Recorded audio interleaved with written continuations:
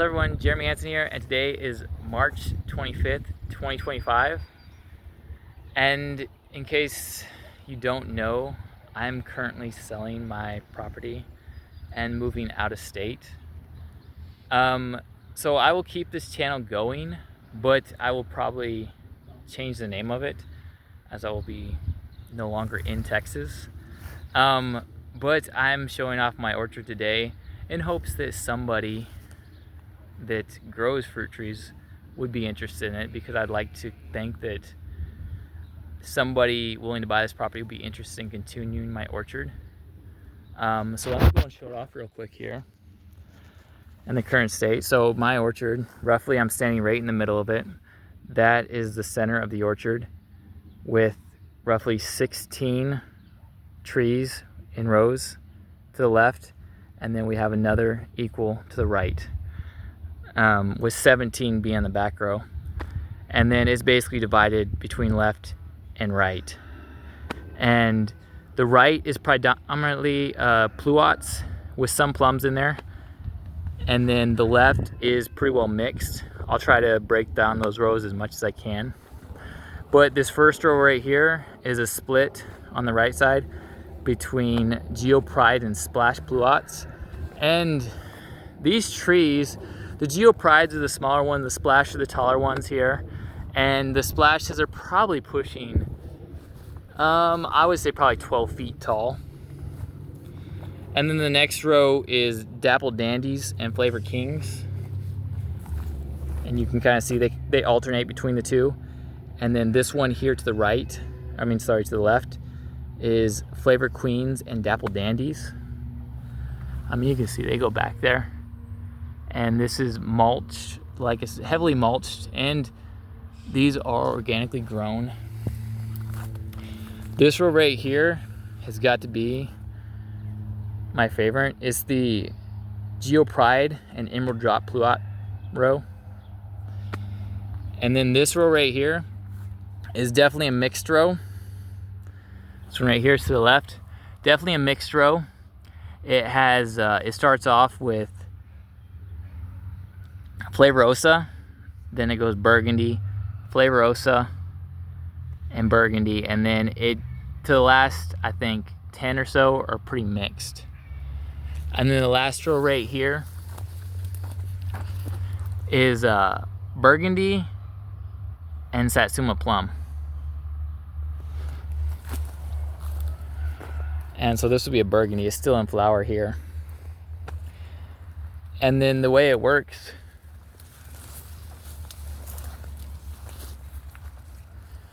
is these are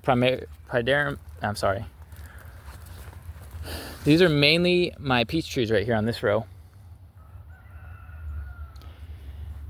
And this one right here, a friend of mine gave me this one. It's a Florida Prince peach. So it has one on it this year. I think this is the Trilite. And then a couple guys that are kind of small here. They haven't really done a whole lot for me. But this one is the Sugar May peach. This one right here is the Lorraine. This is the Sam Houston. A couple pairs here, Moonglow and Pineapple. And then these are my Florida King peaches. And we do have some fruit here on the Florida King. They kind of came out a little bit early, and then we had, of course, a little bit of a freeze. And then this is another pluot row. So Flavor Grenade. This is a Flavor King right here.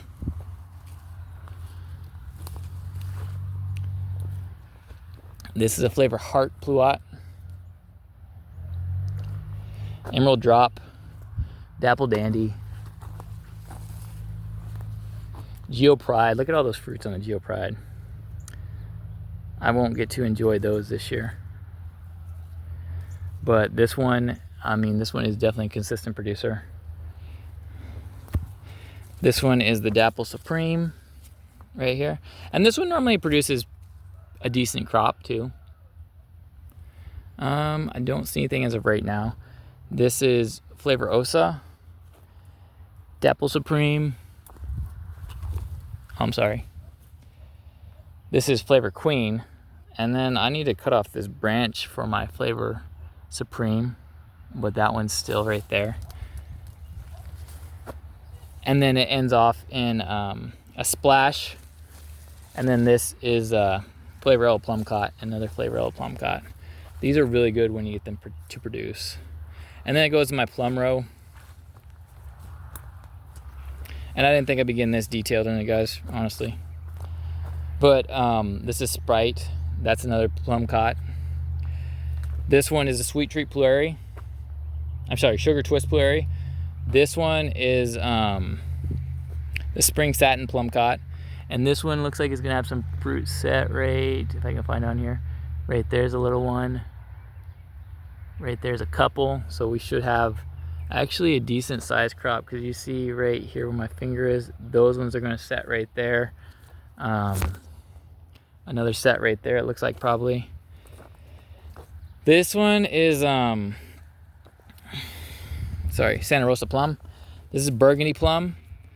And this one normally has a pretty good fruit set to it also. This is actually Donut Peach right here. And then this one is my favorite. This one's a Plurary as well. The name's kind of slipping my name right now. I just said it a few seconds ago. But we do have some fruit right.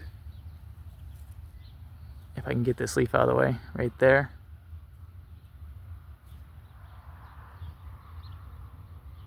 And I'll remember the name here in a minute. Sorry, guys. These are all plums. Elephant. This one is the Emerald Drop. This one's the Elephant Heart. This one's Loretta, Satsuma, and then the end is empty. And then these are Nectarines. Now, what I realized with the Nectarines is they were not producing until I got bees. I have those bees right over there, which I think are African, honestly. But I can get rid of those if I have to. But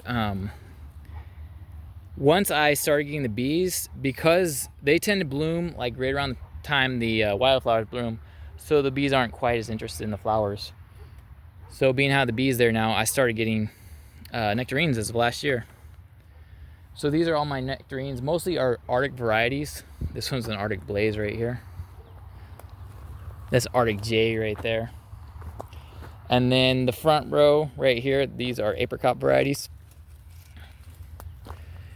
And Aprium. And this one right here is my Cotton Candy Aprium. And that's Royal Blenheim. And let's see. Still some flowers. This one right here is Harcot. I've gotten some off of that one. And then these are like Flavor Delights Cotton Candy. There's the bees right there in that little tub. And roughly, I mean, walking through here, these trees are, some of them are up to the 15-foot range, it looks like. Oh, there's a few scattered peaches in here. And these ones, as of last year, I mean, I gave up hope on these guys, but as of last year, I mean, they were extremely productive. I was like mind blown by how many peaches I had last year. And so I actually brought some of them to the Scion Exchange just because, I mean, I could not believe the number of peaches I had on these things. I don't think this year will be that strong a year. I mean, they could use to take a year off anyway, because they were quite heavy. Oh, this one right here. This is the Atomic Red Nectarine, and I have had some fruit off this one, and it's actually pretty good for the piece of fruit. But the overview right there, if y'all are wondering height, these ones here, everything to the right, we're pushing about 12, maybe 13 feet. To the left, we got some probably 15 feet in there. Especially these big guys right here, which are the Plumcots. And even that guy right there. Let me see if I can get a good view of that one.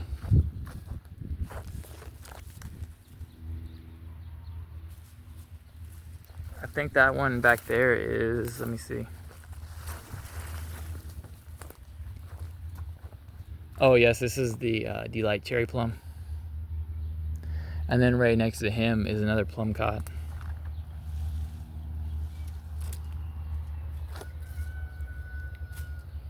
And he normally does produce a few fruit for me this year. In fact, it looks like we might have some right in here by my finger. Right there's a possibility. And then of course we still have the nectarines in flower. With those bees right there, I'm expecting to get a few nectarines on the tree this year. But overall, let me get down to the main aisle right here. And you see they're in pretty decent rows there. I may need to trim some of the walkway here, but the rows are pretty straight and they will produce. I'm gonna say this year will kind of be a down year for them based off what I'm seeing.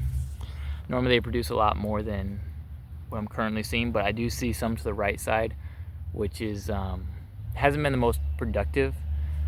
The right side has Myro rootstock on it, so I'm expecting a couple years it's gonna be really heavy, whereas the left side right here has citation.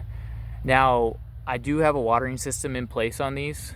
I just have to run hoses out here, but I would say that the left side here definitely needs a lot more water than the right side. In fact, I don't even think I watered the right side at all last year. The left side, I think I had to water about 5 times last year because they are getting pretty established. And there's a few over here that are on the, shoot, I want to say about 10 years, like on the peaches, on like those Flavor King peaches.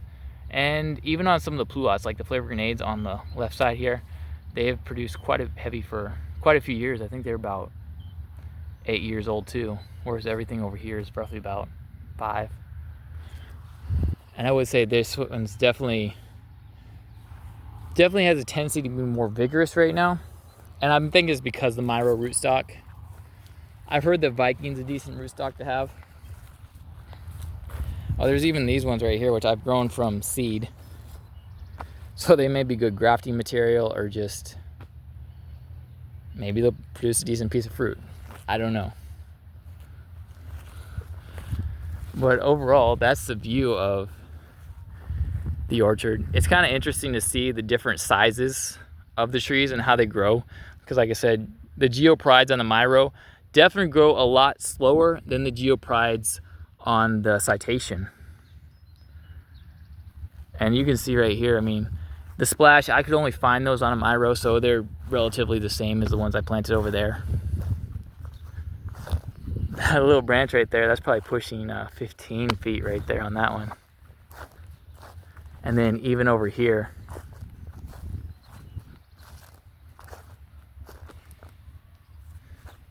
so I'm hoping to find somebody that's interested in keeping this thing going, because I do have a decent watering system here, and then I do get quite a bit of fruit. I know last year I was making wine, I had so much just like extra fruit, especially from the burgundies. Those things just produce like crazy. But if y'all are interested, let me know, or feel free to request a tour, or just however you want to go about it. I do appreciate you guys for watching. I appreciate you guys for following my channel. I honestly never thought I'd get as many subscribers as I honestly got. And I never tried to, I don't want to be like a big name in the fruit trees, but I do like posting my videos so my kids or family will be able to see later on, or even just so I'll be able to help people in their growing experience, because to get all this, you guys will be amazed at the number of trees I had to kill to get all to get all this, in all honesty. So I thank you guys for watching. Until next time.